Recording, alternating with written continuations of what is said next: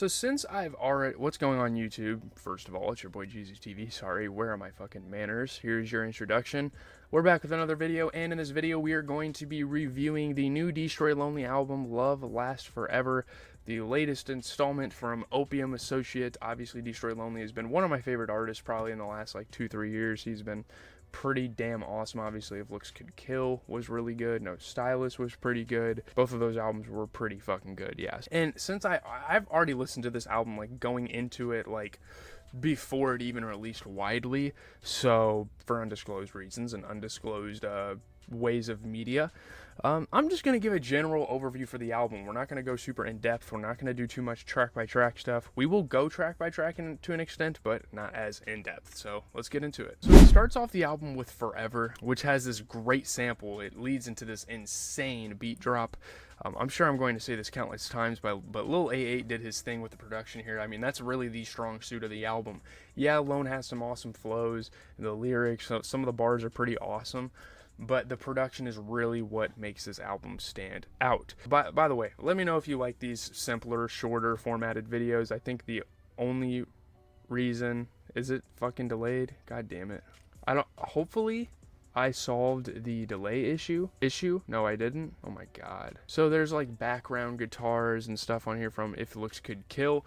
If this video is delayed a little bit, you guys are gonna have to kind of like deal with it. I'm just testing the delayedness right now, but sort of like takes everything he has put out and throws together with Lil A8's flavor, so that's pretty fucking cool as well. Obviously, the beat selection on this album is great. Sorry I had to change my resolutions because my shit was lagging the fuck out. Getting on to Love Hurts, it features Lil Uzi Vert, who has naturally kind of integrated himself with the Opium clique and ways, obviously because of the Playboi Carti connection. Very catchy melodies on this song. Uzi has this energy. Lone and Uzi do really good. Again, Uzi sounds like, you know, like some of the Pink Tape stuff he did. It sounds like some of the stuff from Love Is Rage 2. A lot of the dope Uzi stuff that we have come to love out of him. It's sort of a, yeah, it's a very well done track. Love Hurts is, for a lot of people, probably the best song on the album. I'd probably disagree with that, but I understand where people are coming from. Love For You was the single going into this, and has definitely grown on me since it, like, originally came out. Fits really well with the rest of the album, actually. Like, it was kind of interesting to listen to that track going into it because I wasn't really sure what the album was going to sound like, but now that everything kind of meshes together, it's done really well by Lone there. Then you get to Crystal Clear. It's probably one of my favorite songs on the album. There's like a lot of triumphant energy, super catchy track.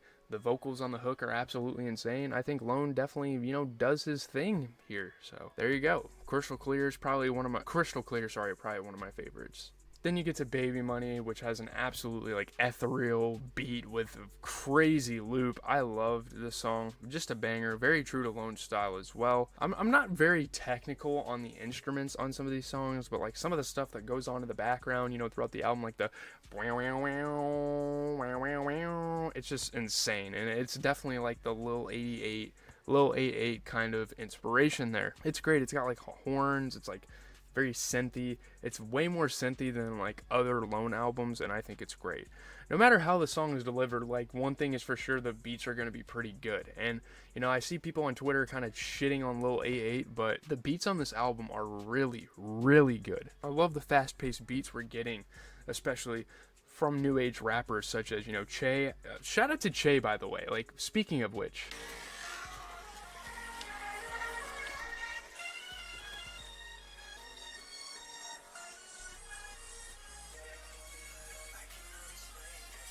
wait till the beat drop. Wait till the beat drop. I don't care if I get demonetized. I don't care about the.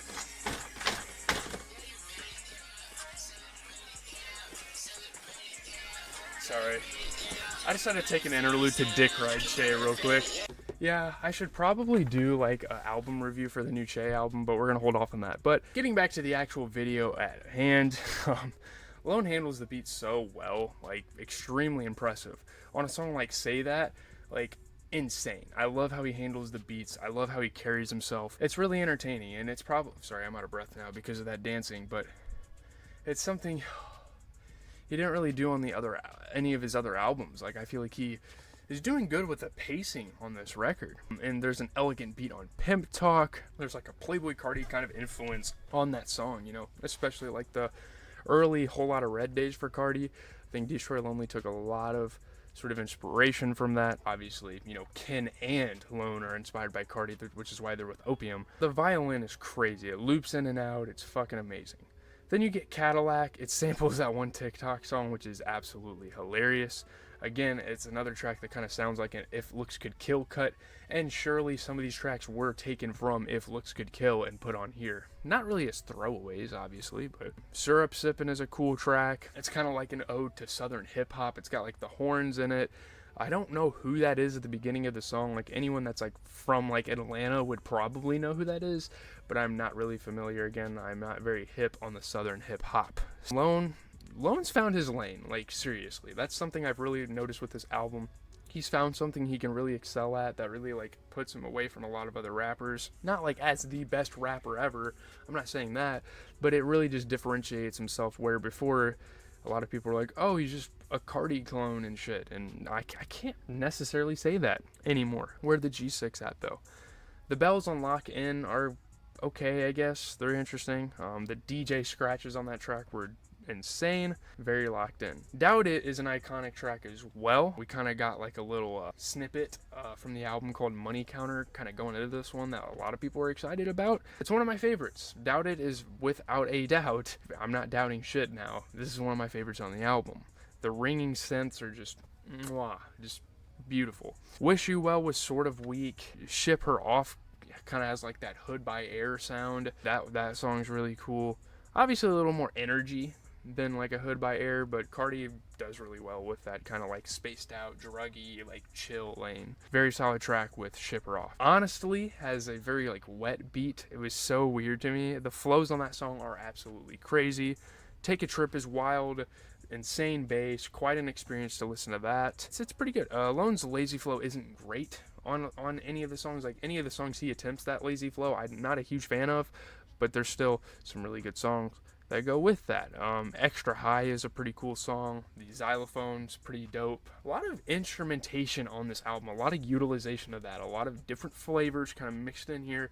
And again, Lil 88, I respect the hell out of that. Again, people are going to shit on him, but it's like, man, these beats are really good. Yeah, obviously the Cardi community is going to hate on Lone because, well, Lone's not as good as Cardi, let's fucking face it, and he probably never will be.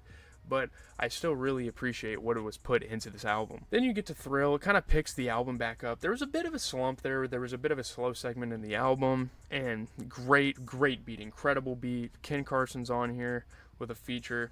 Another one of my favorite tracks from the album. Such a unique beat between these two.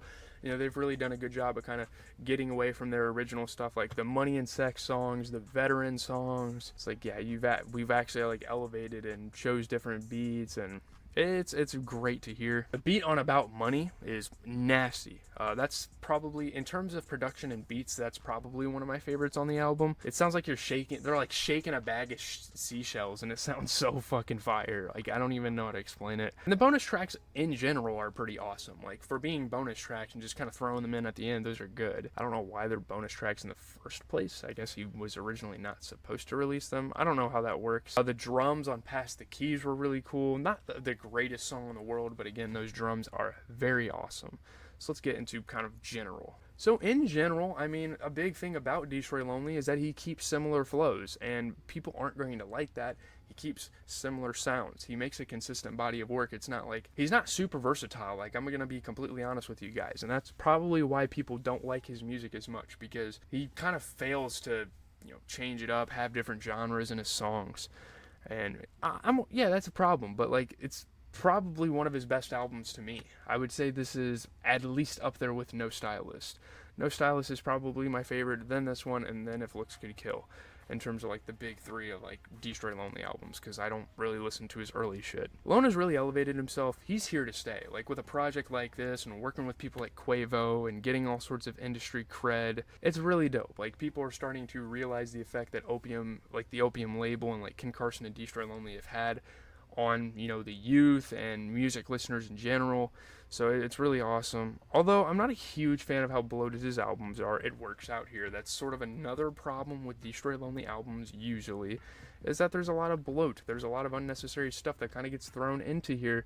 But I think he does a pretty decent job at navigating through here and making it one big fun experience. Obviously, listening to it for an hour straight is probably not the move. I feel like, you know, picking and choosing some songs every now and then is probably the best way to listen to this. But one huge positive with this album is it sounds super crispy.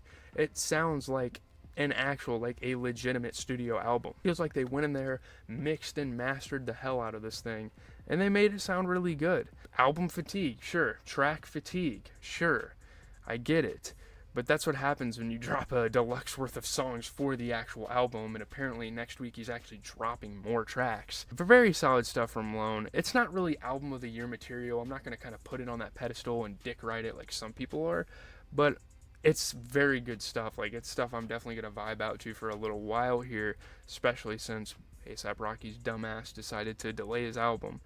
I will say, though, I'm not going to do a review for the Che album, but I think that album is probably better.